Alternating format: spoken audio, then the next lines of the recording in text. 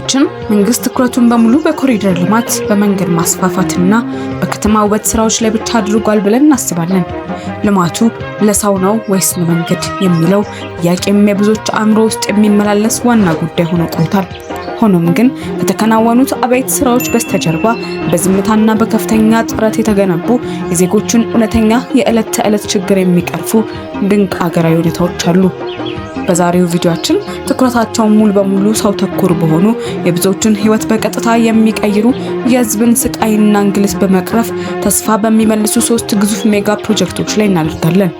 የመጀመሪያው በአፍሪካ መዲና አዲስ አበባ ሰማይ ስር በ5 ሄክታር መሬት ላይ ተንሰራፋው የላፍቶ ስፔሻላይዝድ ሆስፒታል ድንቅ ህንፃ የሀገሪቱን አዲስ የንጋት ብርሃን ይዞ ብቅ ብሏል። ይህ ሜጋ ተቋም የምስራቅ አፍሪካን የጤና ዘርፍ ታሪክ የቀየረ በአህጉሪቱ የመጀመሪያው በአርቲፊሻል ኢንተለጀንስ የሚመራ የህይወት አድን ሳይንስ መፈልፈያ ነው። መንግስት በትልቅ ቁርጠኝነት 1.4 ቢሊዮን ብር የመደበለት ይህ ሆስፒታል ቀደም ሲል ለካንሰር፣ ለልብና ለውስብስብ የነርቭ ህክምናዎች በሚሊዮኖች የሚቆጠር የውጭ ምንዛሪ የከፈሉ ባህር ተሻግረው ለመታከም ይገደዱ ለነበሩ በሚሊዮኖች ለሚቆጠሩ መደበኛ የሀገሪቱ ዜጎች የመጨረሻው የታሪክ እፎይታና ብሔራዊ ኩራት ሆኗል። ሆኖም ግን በ500 አልጋዎችና በ17 ዘመናዊ ህንፃዎች በተደራጀው በዚህ ልዕለ ዘመናዊ ማዕከል ዙሪያ የብዙዎች አእምሮ ጥያቄዎችን ማንሳቱ አልቀረም።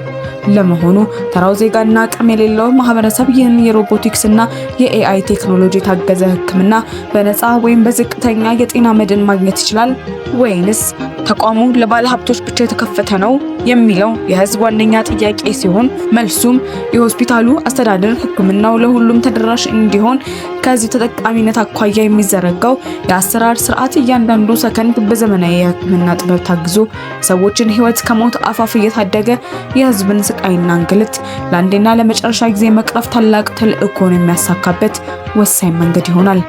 ይህ በሳይንስ የታገዘው የህዝብ ጤና ጥበቃ ጉዞ በቀጥታ ወደ ሚሊዮኖች ጉልበትና የስራ ማዕከል ወደ ሆነው የገላን ጉራ ኢንዱስትሪ ፓርክ ይወስደናል። በአቃቂ ቃሊቲ ክፍለ ከተማ ስር በ93.9 ሄክታር መሬት ላይ የተዘረጋው ይህ ግዙፍ የኢኮኖሚ ሞተር በቀንና በሌሊት በሚሰሙ የማሽኖችና የመዶሻ ድምጾች የታጀበ ማህበረሰባዊ ተአምር ነው። በአዲስ አበባ ከተማ አስተዳደር ሙሉ የፋይናንስ ድጋፍ ከ1.2 እስከ 2 ቢሊዮን ብር በሚገመት ከባድ ኢንቨስትመንት የተገነባው ይህ ፓርክ በውስጡ በያዛቸው 116 ዘመናዊ የምርት ሼዶችና 248 የጥሬ ዕቃ ማጠራቀሚያ መጋዘኖች አማካኝነት ለሺዎች ለሚቆጠሩ ወጣቶች የቋሚ ስራና ቴክኖሎጂ ሽግግር መፍጠሪያ በመሆን የሺዎችን ህይወት ቀይሯል። ፓርኩ እነዚህን የመሰረተ ልማት ጫናዎች በራሱ የኃይል አቅርቦት በመደገፍና የአካባቢውን ወጣቶች በክህሎት በማብቃት የሀገር ውስጥ መካከለኛ አምራቾች ከውጭ ሀገር ጥገኝነት ተላቀው በጨርቃ ጨርቅና አልባሳት ዘርፍ የገበያ መሪ እንዲሆኑ በማስቻል የየአካባቢውን ማህበረሰብ ኑሮ በአስደናቂ ፍጥነት ወደ ላቀ ደረጃ አሸጋግሯል። ይህንን የሀገር በቀል እድገት እምቅ አቅም ደግሞ በሞጆ ከተማ ላይ የተገነባው የግራንዴር ሰራሚክ ማኒፋክቸሪንግ ፋብሪካ በተግባር ያረጋግጣል። በ300,000 ስኩዌር ሜትር ቦታ ላይ አርፎ በትልቅ የሀገር ውስጥና የውጭ ጥምረት 2 ቢሊዮን ብር ወጪ ተደርጎበት በ9 ወራት አጭር ጊዜ ውስጥ ተጠናቆ ወደ ስራ የገባው ይህ ዓለም አቀፍ ተቋም ኢትዮጵያን ተራ አፈር ወደ ውድ የወለልና የድንጋይ ንጣፍ የሚቀይር አስደናቂ የምህንድስና ጥበብ ነው።